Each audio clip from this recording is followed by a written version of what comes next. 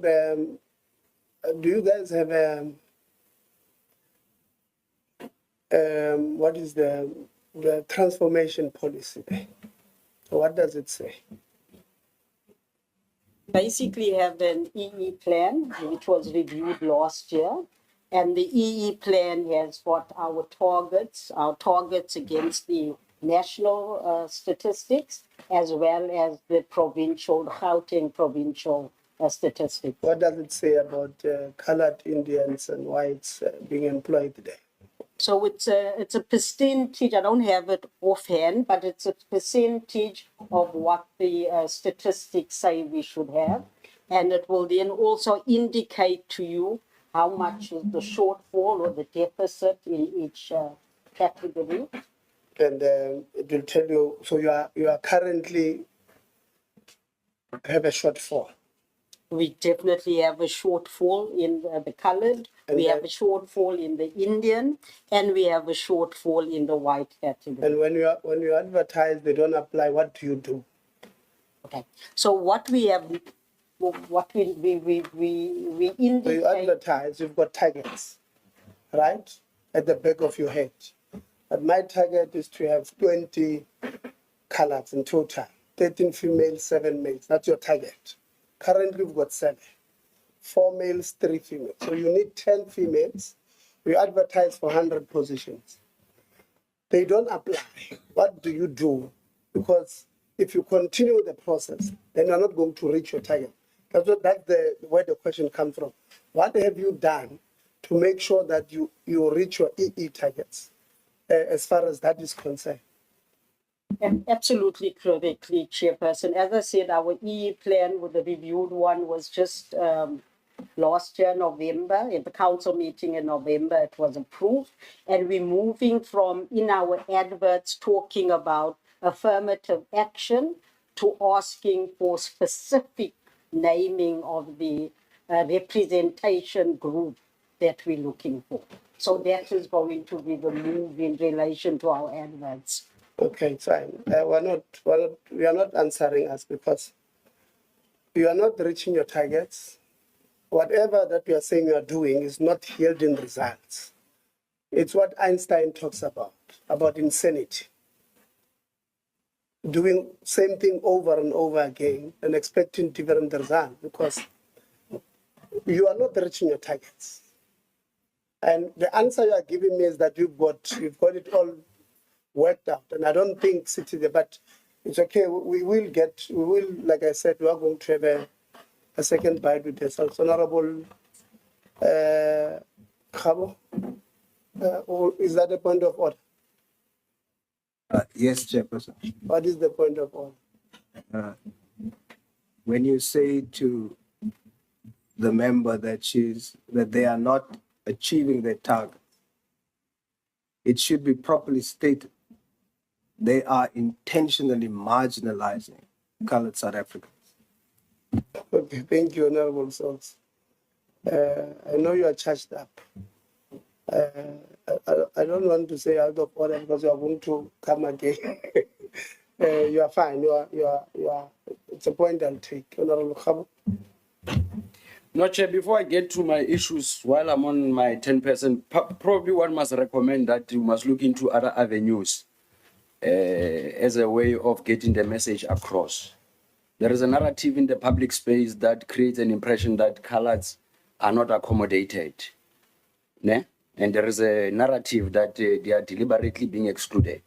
When in actual fact, the reality of the matter is that there is a lack of information getting across to them. So you probably must look into your other ways of communicating the issue of inclusion of other races so that we are able to strike a balance, so that tomorrow when we engage on this matter, you are at least able to demonstrate that the university is willing to deal with this issue of transformation.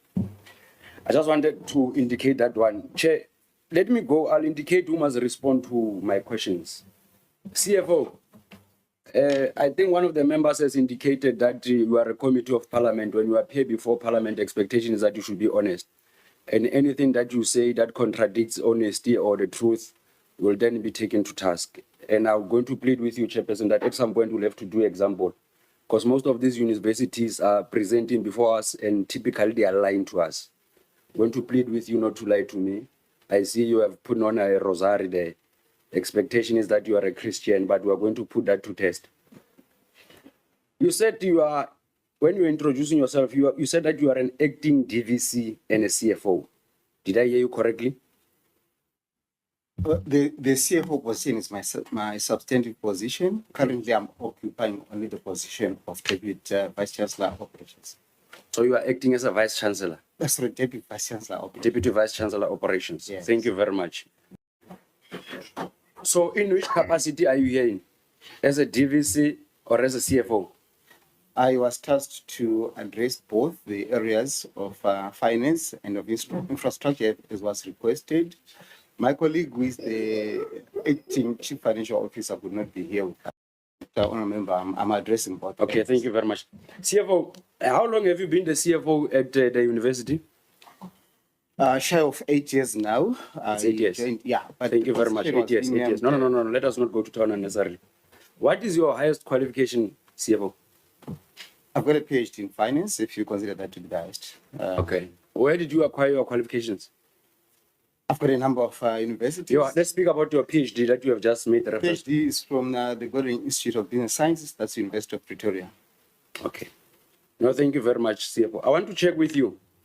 When you are paying a certificate for the work done, how do you verify whether the amount is aligned to the certificate that has been submitted? I'll give you an example. For example, the 2,000 best that we have spoken about, there is a principal agent who verifies the work. He's an engineer. The company doing that is Royal Asconi. They go through that. They make a presentation to all the funders that sit in a room through a CFO, look, let's stop there. Yeah. That attitude of prolonging your responses with an intention of confusing me, it's a Christmas you'll never see from me. I'm asking you, in a minute or two, Yeah. how are you conducting? You receive a certificate, you verify, you go on site, or you send someone as part of the delegation, then they bring you a report, then you press enter. I just want that explanation. No, okay. So when we make payments, the user department is the one that confirms that work has been delivered. So we match the order against the invoice and the confirmation of the work having been delivered. Okay. It's called the 3 ways. So do you want to tell me that out of all the payment certificate that you have processed, we will not find anything whereby you have overpaid the contractor in line or not necessarily having assessed the work done? Or basically, let me make it simple. Do you want to tell me that in all of the payments that you have done, it is aligned to the work on site? Even if you can make an assessment of the progress, it's aligned. Chair, all the work that we have paid for would have been confirmed by the user department. Obviously, if there's misrepresentation, that could have happened, but we are quite comfortable that our systems are robust when it comes to that. Thank you very much. I'm raising this because of, I think, Institutional Forum made an allegation that, number one, you are colluding with service providers. You are having an unholy relationship with service providers to an extent that you are prolonging payments, you are prolonging projects. There is an allegation of the swimming pool project. How much did it cost us there? Chairperson, I don't recall the figure. Okay, fine. When you don't recall the figure, you'll submit it in writing. Eh? Yeah. When was the project started? The project that is being referred to happened somewhere around 2022 or thereabouts. Fine. Include it on our report. Yeah. Is it usable? The swimming pool, is it usable after spending that money that you had spent? As a person who has approved payment, is it usable? Because there are allegations that it is not usable. To my knowledge, Chairperson, currently is not being used and is not usable. It's not usable. Thank you very much. Yeah, that's it's not my usable knowledge right now. Yes. It's not usable. My understanding is that its condition does not allow penny hens to go and swim there. Yeah, because it has been more than 3 years since it was. Thank you very much. Meaning that government have spent money on a project that they cannot benefit from the fruits of that project. No, Chairperson, I need to clarify this. No, don't clarify. Don't clarify. No. I'll ask you to clarify if any needs arise. Okay.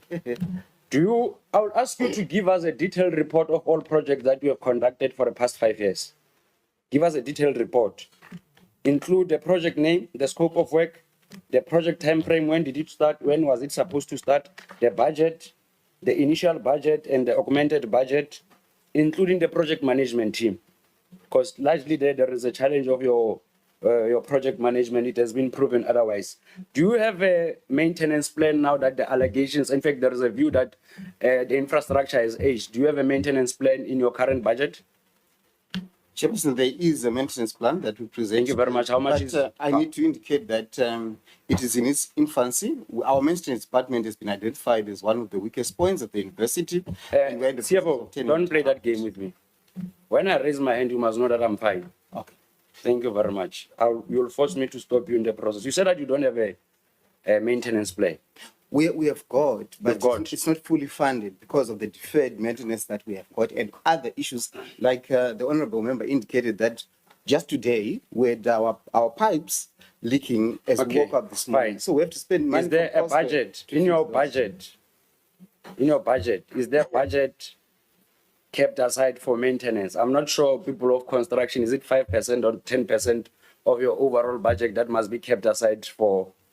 If you say that it's not enough, why is it not enough? We do have a budget. It's not enough because of the limitation of resources and also because of the aged infrastructure that we have got on campus. Like I indicated, our infrastructure is more than You are the CFO, ne? years old. Yes, You are the CFO. yes, You are a person of numbers. that's true. Yes. Why is it difficult to look into your assets that you have, and have a budget before you and be unable to reprioritize your budget as a way of refurbishing this aging? Remember, part of maintenance plan is to avoid the decay of the property. Chair, our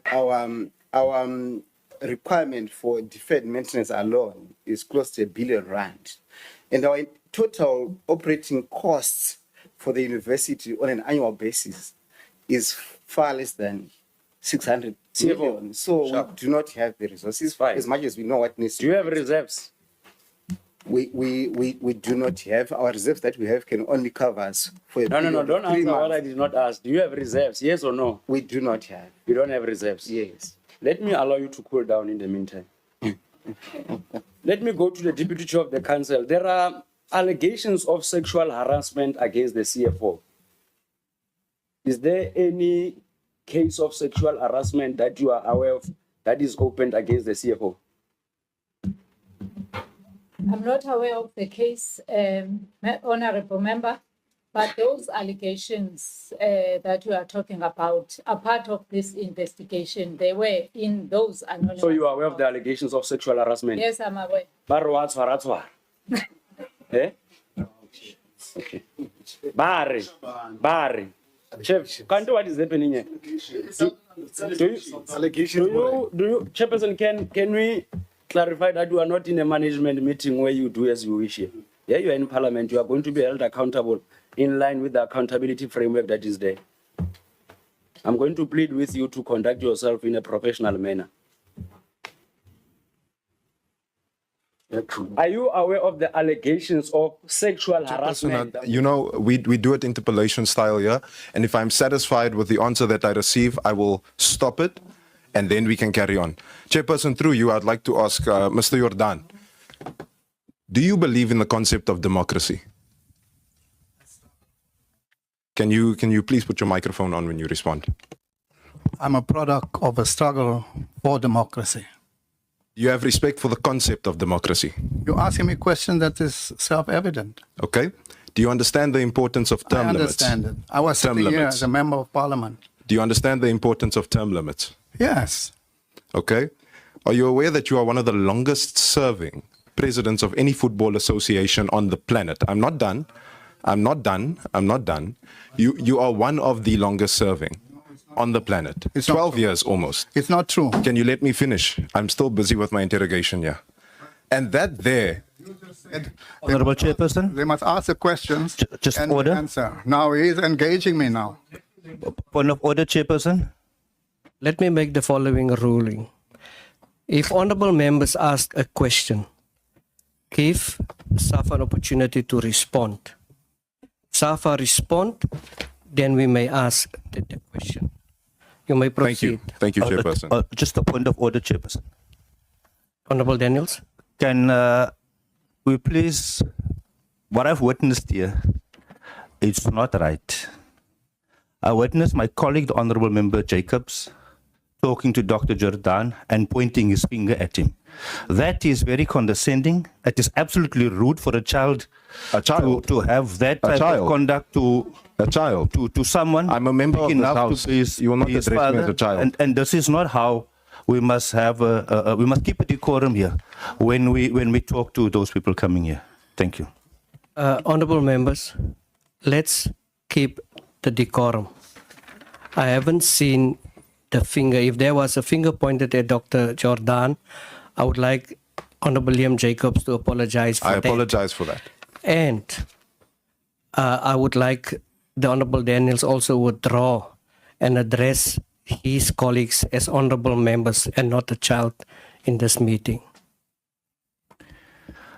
Honorable Chairperson, because of my upbringing, I'm terribly sorry. I forgot I'm not at home where I deal with my children like that. So I withdraw, Chairperson. Honorable Liam Jacobs, proceed. Arietsi. Anyways, Chairperson, I would like to ask, Mr. Jordan, do you consider yourself a responsible leader? All right. Can he please switch his microphone on, Chair? Chair, can I just understand? You said now, when we had the list of questions, that we'll have all the questions and then we'll answer. Is this now a deviation from that order that you said? I agree, but I think the interpolation may be led to what the member has read. But maybe I have to appeal to the member to ask a direct question That is a pertaining direct to, question, to Chairperson. pertaining to the content Yes. and the submission that has been made. Honorable Khabo? Chairperson, thank you very much. For progress sake, I think it's only fair that you also take the SAFA delegation into confidence in relation to how we conduct our engagements, whereby a member is either having liberty to submit questions in writing or ask all of those questions and allow the delegation to respond. And there is also an option for you to have a one-on-one interaction. We'll be asking you a direct question, I'll be expecting a response. So, President, you must not interpret it as an ambush. Probably the chair forgot to take you into confidence as to that's how we conduct our engagements. Thank you very much. Yeah, thank you, Honorable Khabo. Honorable Chair. So, President, you must not interpret it as an ambush. Probably the chair forgot to take you into confidence as to that's how we conduct our engagements. Thank you very much. Yeah, thank you, Honorable Khabo. Honorable And we never speak already. Yes. Can you give us 3 minutes? Because we are going. Honorable Jacobs, proceed. I've asked the question, does he consider himself to be a responsible leader?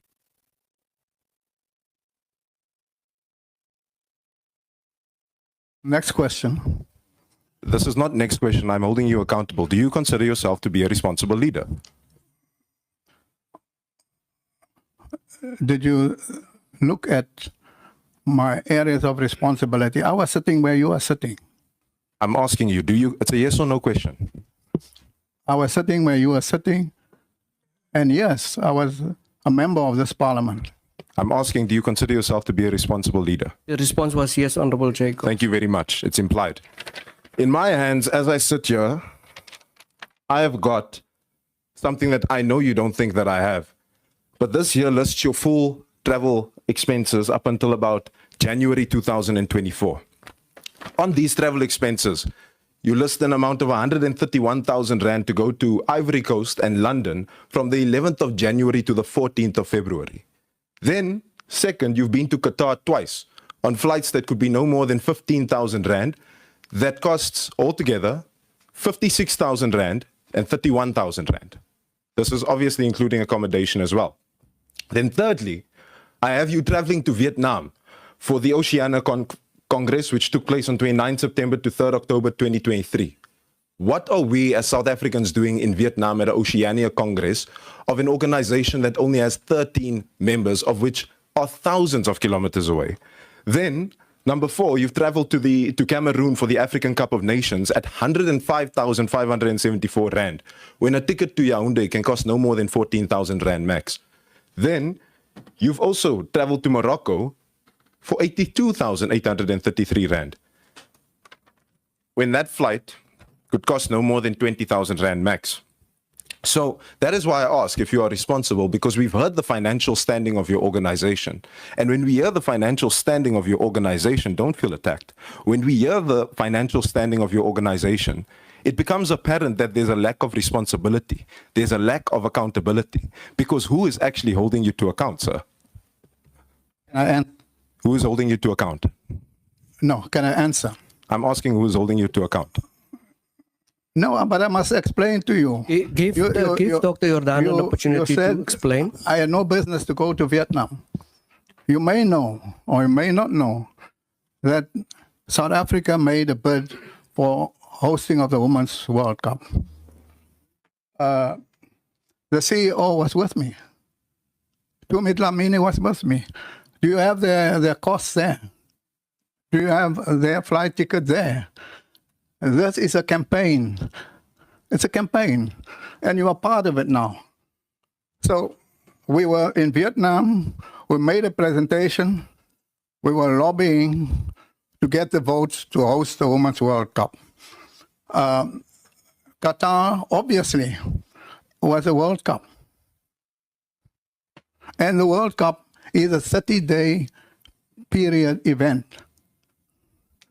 You can't pick major events that I've attended and put the costs. I don't travel to a World Cup every year or every day. World Cup is once every 4 years. And therefore the costs, not just for me, for everyone else. Do you have other members who also were at the World Cup? I'm asking you. You're not the one that asks me in this You meeting. see, the fact that 10 people travel to the World Cup, you take one and say, this is it. I'd like to travel on your planes and pay 20,000 to go wherever. It's not Chairperson, real. if I may. It's not real. If I may, Chairperson, if you are admitting to the fact that even more win, this balloons the cost at large, and there's a reason that I'm bringing this up. The reason I'm bringing this up is a matter of accountability.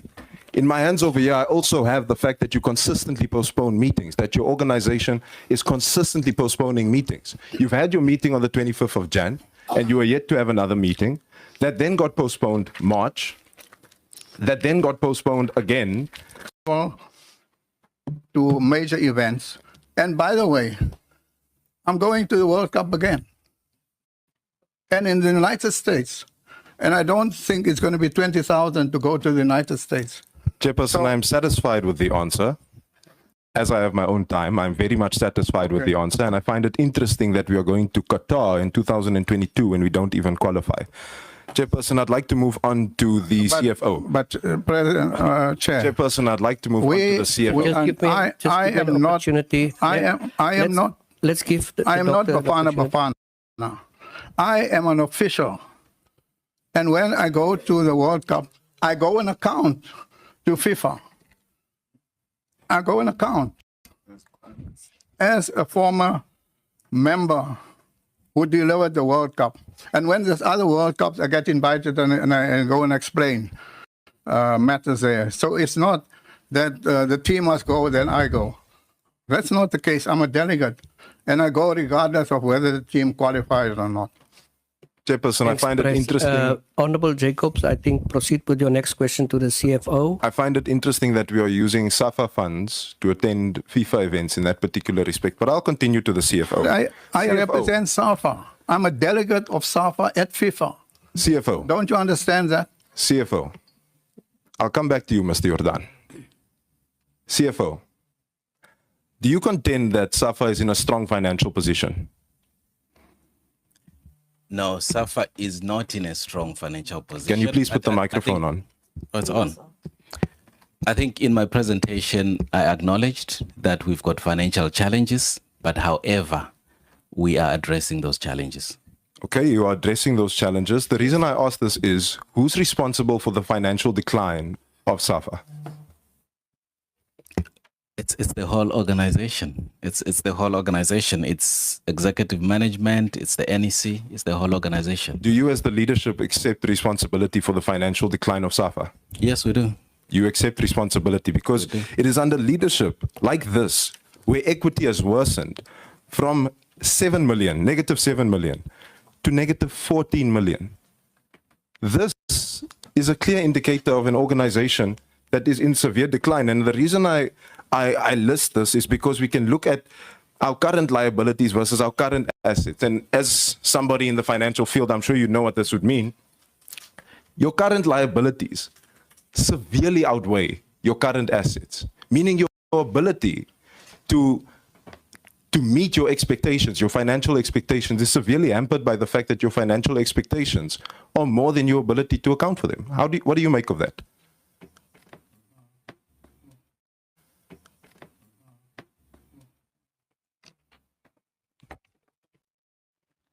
Can I respond to you, the chair? Yeah, if you can respond.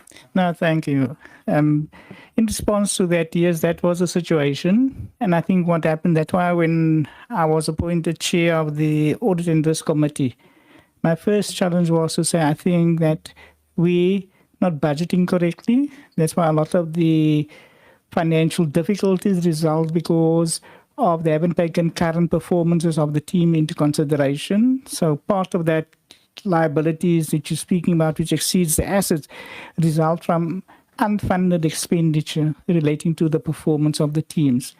However, I also said, yes, we have a close to 250,000 rand properties which are unencumbered. And I said, before you even start considering using it as security for loans to take you out of the quagmire that you find yourself, I'd like to see that we have a turnaround strategy so that when we use money prodigiously to ensure that you reverse the situation. So at the moment, yes, I asked them also for a payment a strategy to ensure that we pay the debt not only as expected, but some of them arrangement has been made to defer payments, but to ensure that you can meet all your obligations in terms of that. So yes, first things I asked was... Thank you for the response. May I just flag, before the honourable member proceed, may I just flag, very interesting response to the strategy. If there can be preparations also be made on the strategy on, the paying back of these monies. Chairperson, I was actually heading there. If I may, I was actually heading in that direction. I find that, there's of course a massive FIFA loan that was approved in 2022. Are you aware of this, Mr. Jordan? Yes. Now that I direct the question to Mr. Jordan, he doesn't want to answer. CFO, are you aware of this? Honorable Jacobs, let me protect our visitors. If the question goes and the president of SAFA cannot respond, I have indicated that I have indicated, Honorable, that anyone who deems fit may respond to that question, because we might have someone who should with a much valuable answer than the member you are asking. Perhaps if we can go forward in that way. Who wanted to respond to that question? Yes, we are aware. Okay. Of the FIFA. You are aware? Yes, we are. But I think South Africans need to be made aware of this as well. Right here, you'll find a letter that comes from an advocate by the name of Tebogo Motlanthe, right? Now, this individual writes this letter in 2022, and I asked this, given your financial position, you say you are in a bad financial position. I'm about to mention more debt that is included in this. In this particular letter, it states that you have a repayment period between 2023 and 2025 of this FIFA loan. Have you been able to honor it? Yes, we have. It is $250,000 times 2 a year, which is the equivalent of 8.9 million rand that is being drained out of SAFA to repay a loan. And that is why I raise these questions, Chairperson, because we must understand the matters regarding how much is actually given to players versus how much is given to officials, which is why I want to ask, and this is a qualitative question to Mr. Jordan. I'd like to ask, are you happy with the size of your NEC? The size of the NEC does not depend my happiness or unhappiness. Do you believe that it is a size that yields the benefits that you'd like to see out of an NEC? That is something that the NEC or the Congress can debate on. Because on the 18th of June 2013, FIFA wrote to SAFA, and they wrote that your NEC is bloated, that your NEC is way too big, that your NEC, they've recommended that your NEC should consist of approximately 18 members, and it currently consists of 47. So if that is the case, this gives us an understanding of why you have bloated honoraria costs. You have honoraria costs that sit in 2023 at 2.5 million rand. This is just honoraria, not allowance, Chairperson. 2.5 million in 2023 and 6.1 million in 2024, which works out to 54,976 rand per member in 2023 and 130,000 rand per member in 2024. But had this been 18 members, Chairperson, the honoraria would have been 989,000 approximately in 2023 and 2.3 million rand in 2024.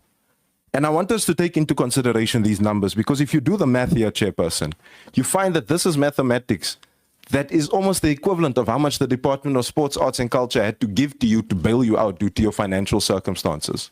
So what steps are you actually taking against officials who are also responsible for the fact that your finances are not in a good space? Honorable Jacobs, please wrap up. I've asked the question, Chairperson. I'll wrap up shortly after.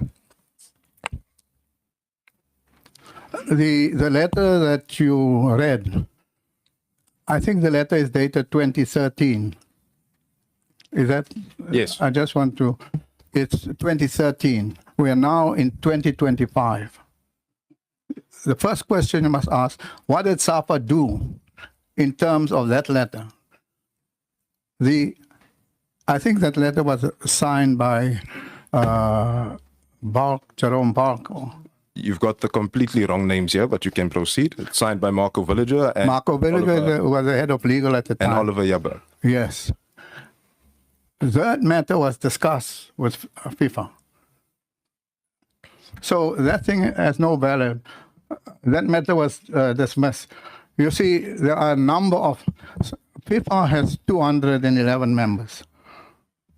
And the way the membership are composed depend on a number of issues. It's not just pick a number, this is a number of, if you look at our statutes, you'll actually see the breakdown of the NEC. So, Chairperson, in that regard, through you, has FIFA said that you are fine, that the size of your NEC is fine? That FIFA does not exist anymore, and it was agreed that to leave the matter. So you disagree with the fact that NEC should be smaller, and you'd rather have a bloated NEC as you sit here? No, I don't agree with that. I don't support or not support it. For me, it's a matter of the members themselves. The statutes was approved by the members. The NEC is here, and the allocation per province is here, and how they come to represent the provinces are also in our statutes. So, Honorable Chairperson, Jacobs, as I wrap up, Chairperson, unfortunately, I want to read a letter from one of the clubs, and I want to read this in light of the fact that you have financial woes, that you are unable to pay your salaries, that you struggle to do so. I Honorable received Jacobs, a letter, Chairperson. unfortunately, your time has expired. I'm 1 minute over. What I'll suggest, keep those. When we do the recommendations, we can have discussion. In your place of birth, would you expect the Zimbabwean government to prioritize jobs for Zimbabweans by birth?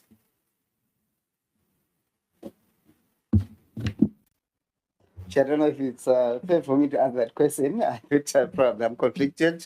I do not to answer you, but I thought maybe that question would have been directly. Why would you be conflicted? You are born in Zimbabwe. I'm sure you are proud to be born in Zimbabwe. I'm naturalized as a South African chap.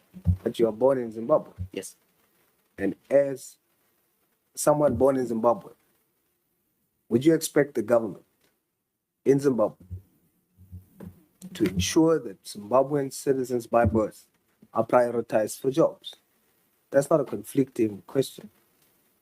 What do you think, honestly?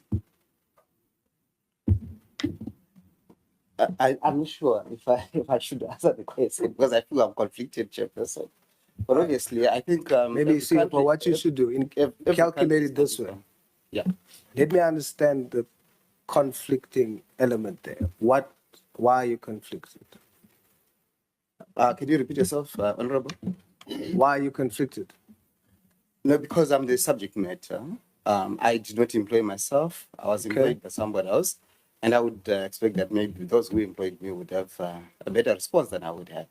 Zimbabwe has got its own rules in terms of employment. South Africa has got its own rules in terms of employment. They've got different priorities. Chairperson, I should indicate that I've been a resident and citizen of South Africa for close more than 20 years now.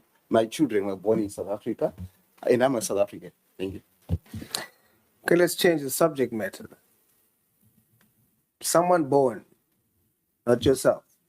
You're changing the subject matter. Someone born in Zimbabwe, other than yourself. Is it correct for him or her to feel that the Zimbabwean government must prioritize them, not you, them, for jobs in their country?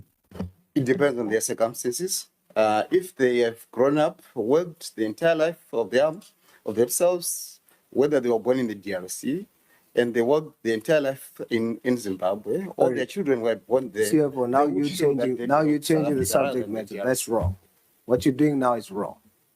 I indulged you. I changed the subject matter upon your request. Now let's talk about based on the question. Please answer the question. Is it correct for not you, a Zimbabwean that is in Zimbabwe now? Is it correct for that Zimbabwean to expect the government of Zimbabwe to prioritize jobs for them? Zimbabweans. Yes. It's correct. It's correct. It's correct for the Zimbabwean government to prioritize jobs for Zimbabweans. It's correct.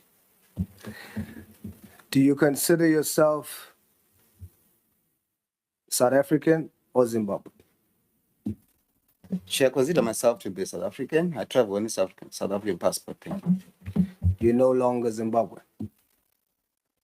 The Zimbabwean constitution does allow for dual citizenship, so does South African.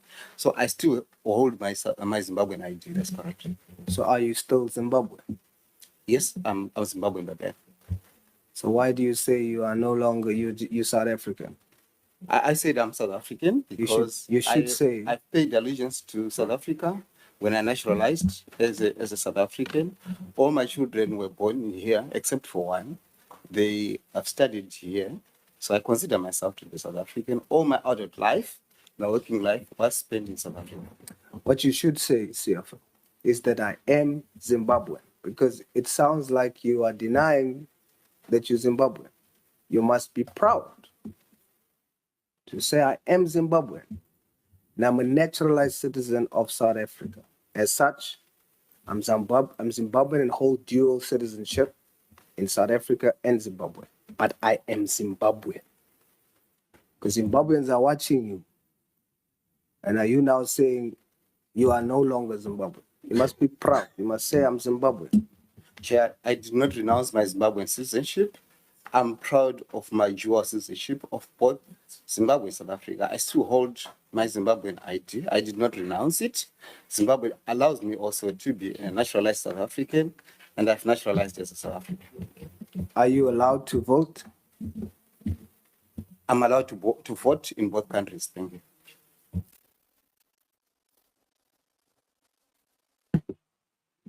How do you view South African citizens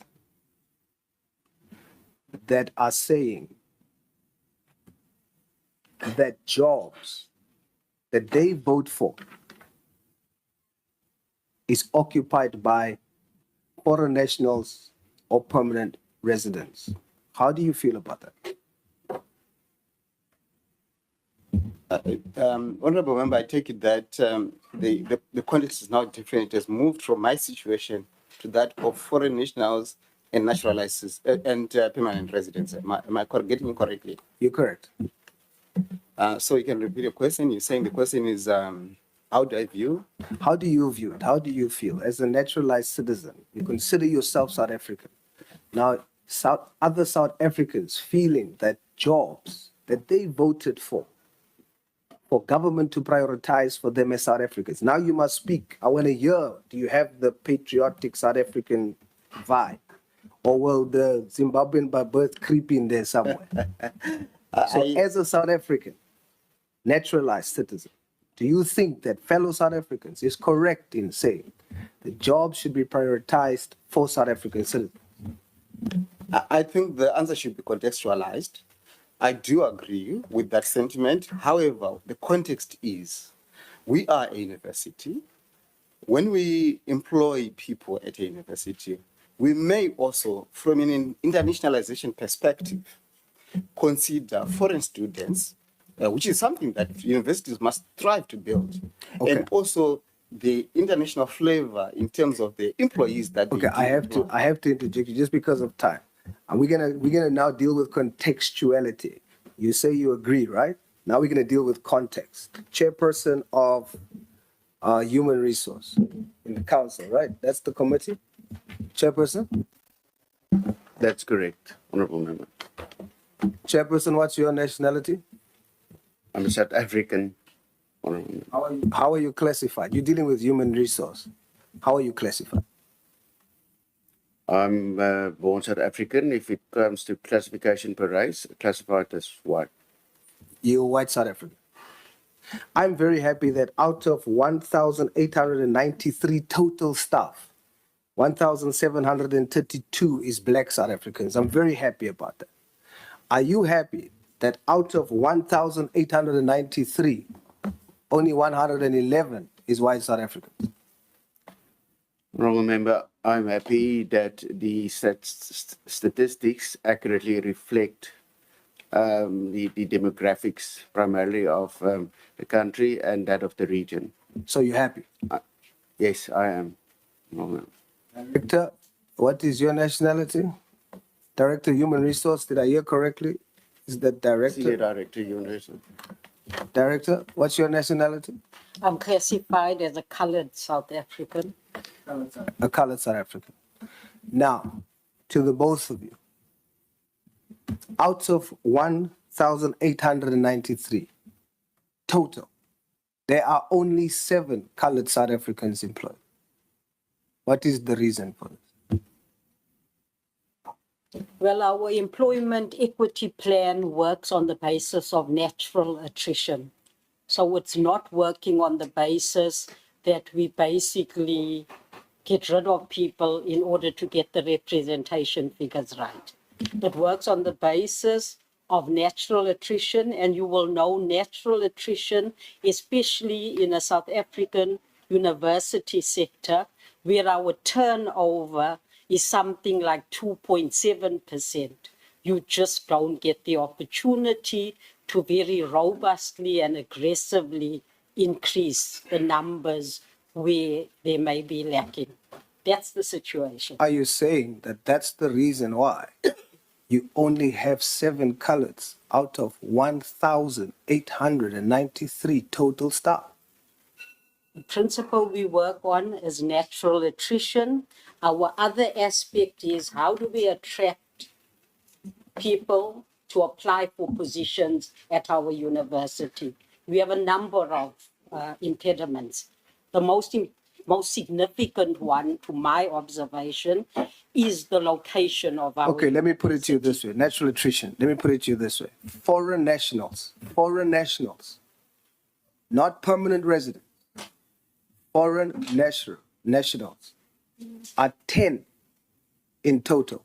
10 foreign nationals, which the law says you should not employ unless it is a scarce skill. It's not permanent residence. I don't have time, but this would be my last question. It has to be. There's 10 foreign nationals. They are more than coloreds in total And they at the university. agreed. How does your reason justify that? Okay, because that category of employee is based on a contract. They're not permanent employees. Are you listening to yourself? now? Yes, I am listening to myself. You have 7 Yes. colored South Africans Yep. in total You have on contract, it's still employment. Somebody's going home with money. You have 10 foreign nationals, more than colored South Africans born here, foreign nationals, based on the conversation we're having here. There's permanent residents, there's naturalized citizens. Now you have foreign nationals that doesn't have permanent residence. They don't have naturalized citizenship. You have more of them employed at the university and less colored South Africans born here. How do you justify that? Do you understand what I'm saying? Colored South Africans are being marginalized in this country. There is no justification. I overlook the whole permanent resident thing. I overlook the whole naturalized citizen thing. You cannot explain away now where the law says you cannot employ a foreign national, whether on contract, casual, or whatever. And what you guys are doing, you take 7 colored South Africans that are born here. You take 10 foreign nationals, and that's supposed to be okay? Can I respond? Is that okay? No, it's not okay, and I'll tell you why it's not okay.